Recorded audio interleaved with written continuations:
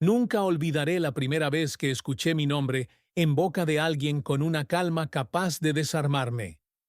Javier, dijo Marcos, mi jefe, quédate un momento después de la reunión. Yo estaba acostumbrado a los elogios superficiales, a los aplausos fáciles de clientes impresionados con presentaciones llenas de humo, pero aquella vez no fue eso. Era su voz tranquila, segura, que cortaba el aire de la oficina como un cuchillo invisible. En ese instante supe que algo iba a cambiar, aunque no entendiera qué. Mi vida en Barcelona parecía un escaparate perfecto. Agencia de publicidad de alto nivel, fiestas, amistades convenientes, un apartamento con vistas que cualquiera envidiaría. Yo era el creativo estrella, el que siempre tenía la ocurrencia más atrevida, el comentario sarcástico que hacía reír a todos. Y, sobre todo, era el que nunca mostraba debilidad, porque bajo cada triunfo, bajo cada carcajada que lanzaba con despreocupación, escondía un secreto que me acompañaba desde los 17 años. Mi corazón estaba enfermo. Una miocardiopatía congénita me recordaba cada día que mi fuerza era, en realidad, un disfraz. Por eso el gimnasio, las dietas estrictas, la disciplina que muchos confundían con vanidad. Yo necesitaba demostrar que era indestructible, aunque por dentro temiera desplomarme en cualquier momento. Y nadie, absolutamente nadie, debía saberlo. Marcos, en apariencia, era lo opuesto a mí, reservado, meticuloso, con esa forma de escuchar que te obligaba a medir cada palabra. No alzaba la voz, no buscaba el protagonismo, pero cuando intervenía, los clientes cambiaban de opinión en segundos. Su inteligencia era un filo oculto, y yo, que siempre había despreciado a los silenciosos, empecé a descubrir que el verdadero poder estaba en ellos. Al principio no le presté demasiada atención. Para mí era simplemente el jefe raro, ese que parecía cargar el peso del mundo en la mirada. Pero entonces llegaron las largas noches preparando la campaña más importante del año.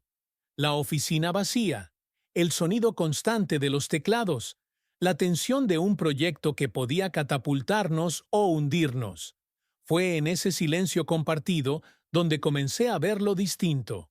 Una madrugada, después de romper 10 bocetos de pura frustración, él se acercó y se inclinó sobre mi mesa. No es basura, susurró. Tienes algo aquí, solo hay que dejarlo respirar. Su dedo flotaba a centímetros de la pantalla, señalando el espacio que yo había pasado por alto. Y de repente, mi rabia cedió. Sentí que alguien, por primera vez en mucho tiempo, no me juzgaba, sino que me guiaba. Terminamos la idea juntos, y cuando al fin funcionó, la sonrisa que nos arrancó fue tan real que todavía me estremece recordarla. No quería admitirlo, pero cada día me atrapaba más esa complicidad. Los demás no lo notaban, o fingían no verlo, pero entre él y yo empezaba a crecer algo peligroso. No era solo admiración, era esa punzada en el estómago cuando alguien más le hablaba demasiado cerca. Era la manera en que buscaba sus ojos en medio de una reunión para confirmar que me respaldaba. Era la calidez inesperada de su mano en mi brazo el día que me encontró pálido y me ordenó irme a casa. Yo intentaba ignorarlo. Salía con chicas, repetía el papel del conquistador que todos esperaban de mí. Pero cada vez que me quedaba solo, lo único que aparecía en mi mente era él. Su risa breve cuando se relajaba, la paciencia con la que defendía mis ideas, la sinceridad brutal con la que me cuidaba sin esperar nada a cambio. El quiebre llegó en la fiesta de aniversario de la agencia. Música, copas, risas que me resultaban vacías. Todo era mi terreno natural, y, sin embargo, me sentía como un intruso. Lo busqué entre la multitud y lo encontré en un rincón, incómodo, ajeno al espectáculo. Cuando nuestras miradas se cruzaron, el mundo se silenció. Su sonrisa, pequeña, tímida, pero dirigida solo a mí, me derrumbó por dentro. Caminé hacia él como quien avanza contracorriente. No tenía un plan, Y eso era lo más extraño. Yo, que siempre controlaba cada detalle, de pronto quería saltar sin red. ¿Quieres salir de aquí?, le pregunté, con la voz más insegura que había usado en años. Aceptó. Y mientras caminábamos por las calles de Barcelona, el ruido de la fiesta quedó atrás. Nos sentamos en una banca de un parque cualquiera, bajo la luz anaranjada de un farol. Mi corazón golpeaba con tanta fuerza que temí que descubriera mi secreto solo con escucharme. «Javier, ¿qué te pasa?», preguntó. Lo miré, y todo lo que había escondido durante años se agolpó en mi garganta. No pude seguir interpretando el papel. «Pienso en ti todo el tiempo», confesé, con una voz rota. Esperé la risa, el rechazo, el juicio. Pero lo que encontré fue su mano, temblorosa pero firme, posándose sobre la mía. «Yo también», murmuró. Y en ese momento supe que mi vida nunca volvería a ser la misma. Mantener el secreto se convirtió en un arte peligroso. En la oficina éramos dos profesionales, cada gesto medido, cada palabra neutral. Pero bastaba una mirada en medio de una junta para que mi pulso se acelerara. Aprendimos a comunicarnos sin hablar. Un asentimiento suyo era mi ancla. Un roce accidental de su mano al pasarme un documento era suficiente para recordarme que no estaba solo. Nos encontrábamos lejos del edificio, en una pequeña cafetería de barrio donde nadie del círculo de la agencia se dignaría entrar. Allí, durante una hora, dejábamos de ser jefe y empleado. Hablábamos de todo, desde cine hasta tonterías que nos hacían reír hasta las lágrimas. Esa normalidad clandestina era lo que más me ataba a él. Yo, que había vivido siempre detrás de una fachada, empezaba a sentir que por fin podía respirar. Pero los secretos nunca permanecen intactos. Una tarde, Sofía, una compañera que siempre había competido conmigo, se quedó hasta tarde en la oficina. Fingió trabajar, pero en realidad observaba. Notó la manera en que Marcos me miraba al despedirse. Notó que nuestros correos internos estaban llenos de complicidad. Y una noche, mientras yo estaba en una presentación, entró en mi computadora. Bastó encontrar un par de mensajes personales, breves pero claros, para tener en sus manos lo que necesitaba. La traición llegó como un golpe seco. Una semana después, un blog de chismes sobre publicidad publicó un artículo con capturas filtradas. «El creativo estrella y el director que esconden más que campañas», decía el título. El texto insinuaba que yo tenía privilegios en la agencia gracias a una relación secreta con mi jefe. No nombraban a Sofía, pero no necesitaba ser un genio para saber quién había pasado la información. El escándalo fue inmediato. Mis compañeros me miraban distinto, algunos con burla, otros con desprecio disfrazado de curiosidad. Las redes se llenaron de comentarios crueles. De ser el referente de éxito, pasé a ser un chisme de oficina. Marcos soportó todo en silencio, pero yo lo vi perder clientes importantes. La agencia comenzó a tambalear. Lo peor vino de mi familia. Mi madre me llamó esa misma noche. Su voz era un susurro lleno de vergüenza. ¿Es cierto lo que dicen? No supe qué responder. Mi padre no tardó en arrebatarle el teléfono. «Eres una deshonra, Javier». Su sentencia fue un portazo en mi oído. Mi hermano mayor me escribió un mensaje corto. «No vuelvas a casa. No queremos verte». Me sentí arrancado de raíz. Todo lo que había construido se derrumbaba en cuestión de horas. Caminaba por las calles con la sensación de que todos sabían mi secreto, de que cada mirada era un juicio. Dormía mal, comía peor, y cada latido de mi corazón enfermo era un recordatorio cruel de mi vulnerabilidad. Marcos intentó sostenerme. Una noche me encontró en el balcón de su departamento, con los ojos perdidos. «No podemos dejar que ellos definan quiénes somos», dijo, con una firmeza que no le conocía. Yo me reí con amargura. «Fácil para ti. Tú no tienes a tu familia dándote la espalda. Tú no eres el que se convirtió en burla pública». Él no respondió de inmediato. Se acercó, puso su mano en mi nuca y me obligó a mirarlo. Yo también lo estoy perdiendo todo, Javier. Clientes, credibilidad. Pero si algo me importa, es que no te pierdas a ti mismo.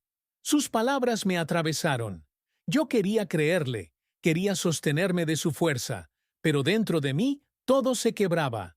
Los días siguientes fueron una pesadilla. Sofía seguía en la agencia, fingiendo inocencia, pero con una sonrisa que no necesitaba explicación. Yo tenía ganas de enfrentarla, de gritarle en la cara, pero Marcos me detuvo. No le des el poder que busca, la verdad saldrá. Yo no estaba tan seguro. Cada vez que abría mi correo, había un nuevo insulto. Cada vez que hablaba con un cliente, sentía la sospecha en su voz. Me estaba ahogando. Y aunque Marcos era mi único refugio, hasta con él empecé a sentirme culpable. ¿Y si lo arrastraba conmigo?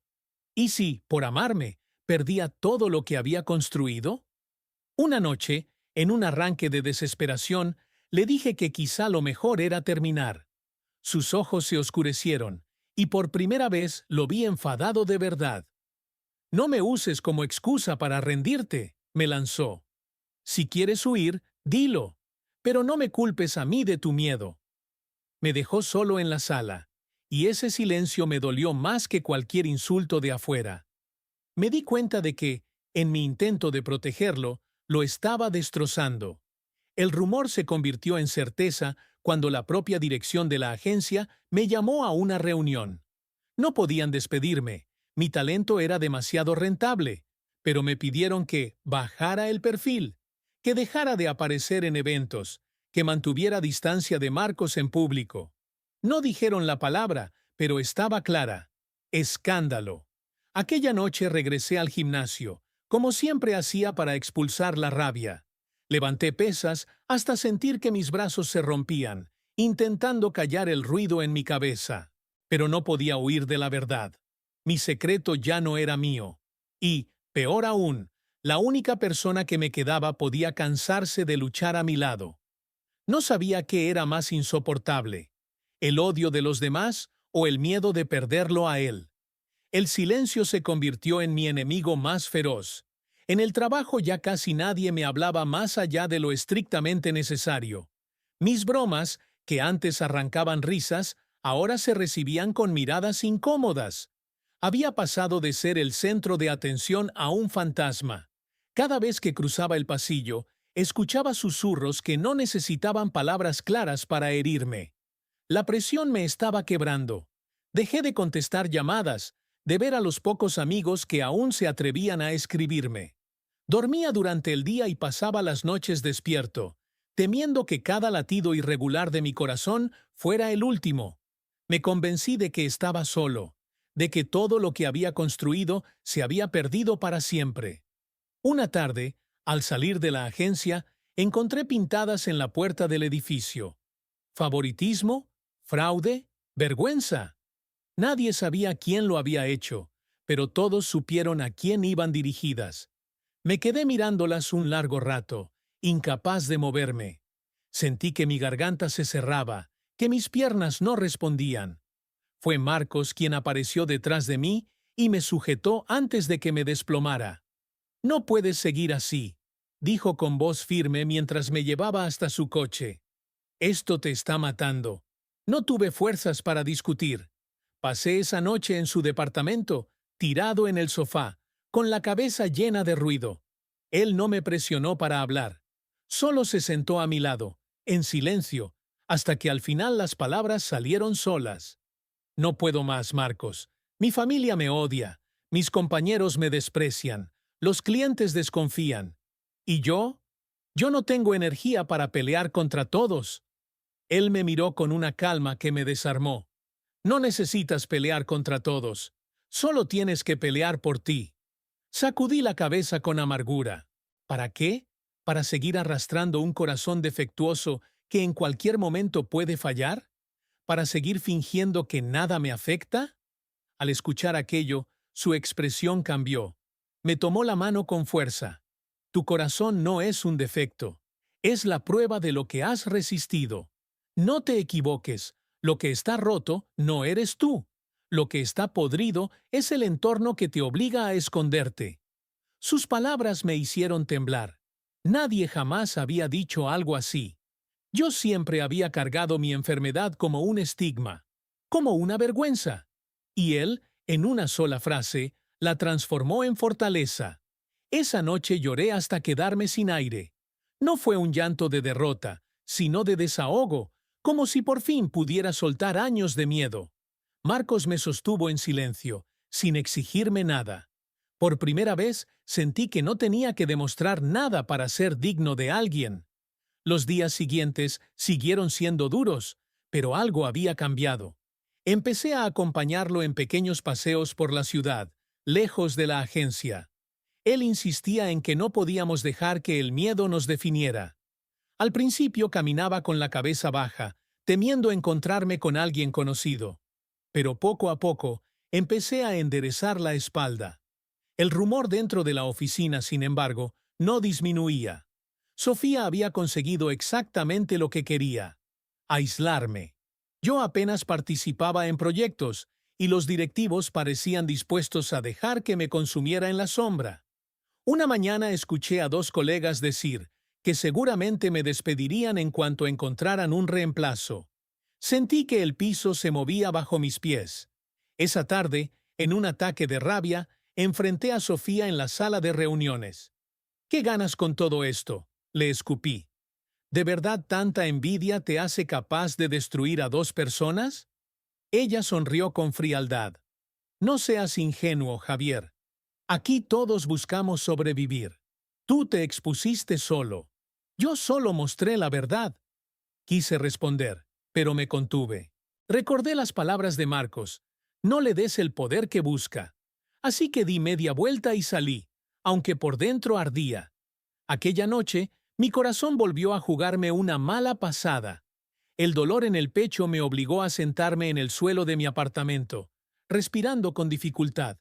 Pensé que iba a morir allí, solo. Pero con manos temblorosas marqué el número de Marcos. Llegó en minutos. Me encontró sudado, pálido, con la mirada perdida. «Respira conmigo», me dijo, arrodillándose frente a mí. «No estás solo». Lo repetía una y otra vez, como un mantra. Su voz era lo único que me mantenía consciente. Cuando por fin la crisis pasó, me abrazó con tanta fuerza que sentí que podía fundirme en él.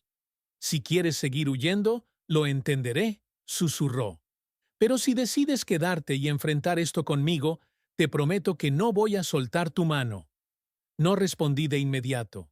El miedo seguía allí, latiendo conmigo. Pero en el fondo, supe que ya no podía seguir ocultándome, que, aunque el mundo me diera la espalda, tenía una razón para resistir. Por primera vez en mucho tiempo, pensé que tal vez había un futuro donde yo no era un fraude, ni un escándalo, ni una vergüenza. Tal vez había un futuro en el que simplemente podía ser Javier. El punto de quiebre llegó más rápido de lo que imaginaba. Una mañana recibí un mensaje de mi madre. «Ven a casa. Tu padre quiere hablar contigo». Dudé durante horas, pero al final acepté. Una parte de mí aún deseaba escuchar algo distinto.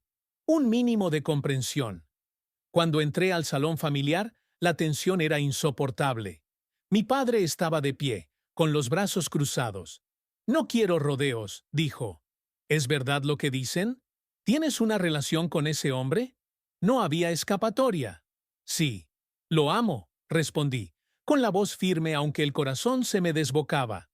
El silencio fue brutal. Mi madre bajó la mirada.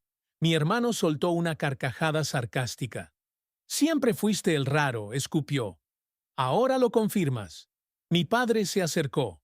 «Mientras sigas con esa vergüenza, no eres bienvenido en esta casa». Sentí un golpe seco en el pecho, pero no dejé que las lágrimas salieran. Me limité a asentir y salí sin mirar atrás. Caminé durante horas sin rumbo hasta que terminé frente a la puerta de Marcos. Cuando abrió, caí en sus brazos sin decir una palabra. En la agencia, las cosas tampoco mejoraban. Un cliente importante pidió expresamente que yo no participara en la campaña. Los directivos accedieron con una frialdad que me heló la sangre. Sofía no ocultaba su satisfacción. Cada vez que me cruzaba, Me lanzaba una sonrisa que era puro veneno. Marcos, sin embargo, había empezado a cambiar. Ya no era el hombre inseguro de los suéteres holgados. En las juntas hablaba con claridad. Se movía con seguridad. Me di cuenta de que mi caída había sido, en parte, su impulso. Verlo florecer me llenaba de orgullo, pero también me dolía. Temía que, en algún momento, me dejara atrás. Un día, tras una presentación brillante suya, escuché a varios compañeros felicitarlo con entusiasmo. Sofía se acercó a mí y susurró: «Ya no te necesita».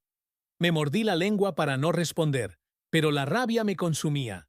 Esa misma noche hablé con Marcos. Ella no va a parar. Va a destruirte también. Él me miró sin vacilar. Entonces, habrá que desenmascararla. Planeamos con cuidado. Revisamos los archivos, los accesos, los movimientos de la red interna. Y lo encontramos. Pruebas de que Sofía había usado mi computadora sin autorización la noche en que todo empezó. Marcos presentó la evidencia directamente a los directivos. La reacción fue inmediata.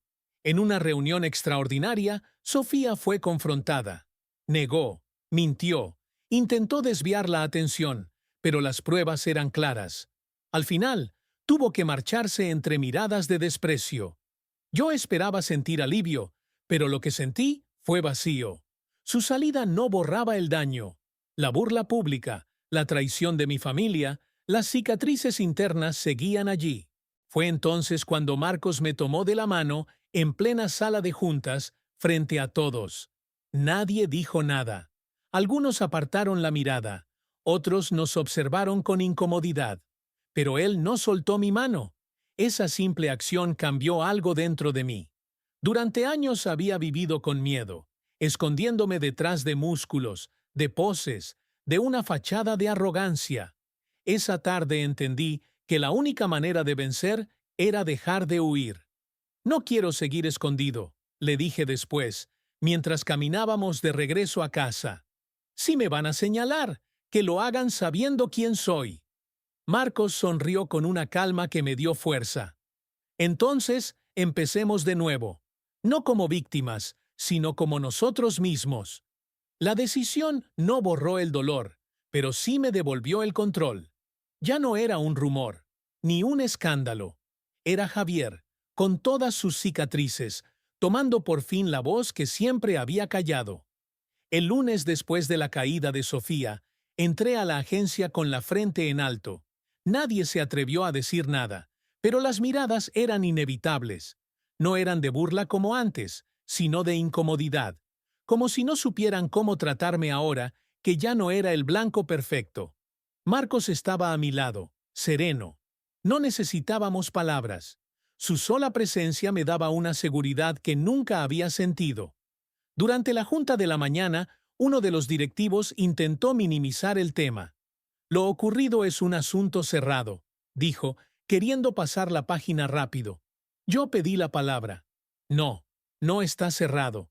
Durante meses se permitió que un rumor me destrozara. Nadie me defendió, nadie cuestionó la mentira. Solo cuando aparecieron pruebas actuaron. Y no hablo solo de mí.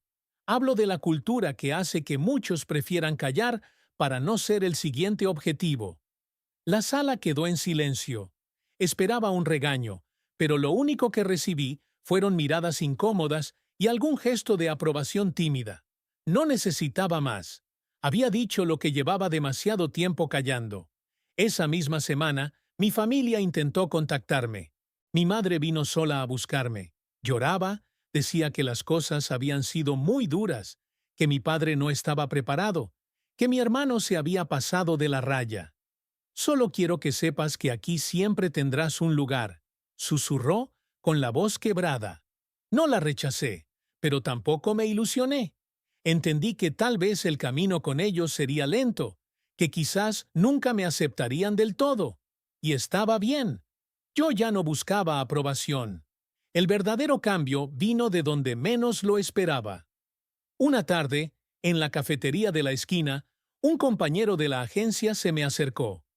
«Oye, Javier, yo también estoy cansado de fingir. Gracias por lo que dijiste en la reunión». No era un amigo, apenas habíamos cruzado palabras antes. Pero en sus ojos vi el mismo miedo que había cargado yo durante años. Y supe que no estaba solo. Con Marcos seguimos adelante. No fue fácil. Las críticas en redes, los comentarios anónimos, las miradas en la calle todavía dolían, pero cada vez me afectaban menos. Descubrí que la vergüenza desaparece cuando dejas de esconderte. Un día recibimos una invitación inesperada. Una universidad quería que habláramos en un foro sobre diversidad en la publicidad. Dudé, pero Marcos me animó. Si tu historia puede evitar que otro pase lo mismo, ya valió la pena. Aceptamos. Cuando subí al escenario y vi a decenas de estudiantes mirándonos con atención, el miedo volvió por un segundo.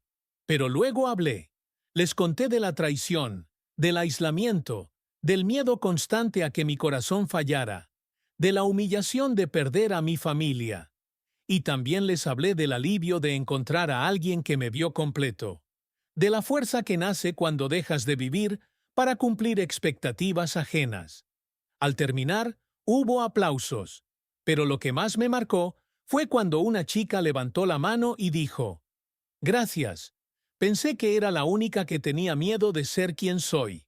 Esa noche, mientras caminábamos de regreso, Marcos me miró con una sonrisa tranquila. ¿Te das cuenta? No solo sobreviviste. Ahora inspiras. Por primera vez lo creí. No era el Javier arrogante que escondía su fragilidad tras una fachada de perfección. No era el hijo obediente que se quebraba bajo el juicio de su padre. Era un hombre que había aprendido a vivir con sus cicatrices a la vista. El dolor no desapareció por completo.